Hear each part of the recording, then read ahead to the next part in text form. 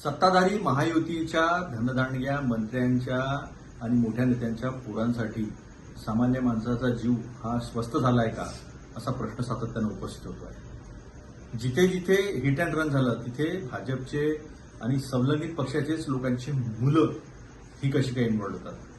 काल ज्या गाडीनी ऑडीनी ऍक्सिडेंट झाला किंवा हिट अँड रन झालं ती गाडी संकेत बावनकुळे यांच्या नावाची आहे। नंबर प्लेट काढून गाडीमध्ये नंबर प्लेट ठेवण्यात आल्या, कॅमेऱ्यामध्ये ते नंबर प्लेट सापडल्या, म्हणजे कुठेतरी पुरावे लपवण्याचा प्रयत्न केला आहे। अशी पण माहिती मिळते की बजाज नगरमध्ये एकाला ठोस मारली, त्याच्या खांद्याला लागलेला आहे पण तो सांगायला तयार नाही। 2 लोकांना अजून लागलेला आहे पण ते सांगायला तयार नाही आणि मेडिकल टेस्ट अजूनपर्यंत झाल्या नाही। गाडीचा मालक स्पष्टपणे माहीत असताना अरेस्ट होऊन त्याची एन्क्वायरी का होत नाही। 12:36 ऍक्सिडेंट झाला अशी माहिती येते आहे।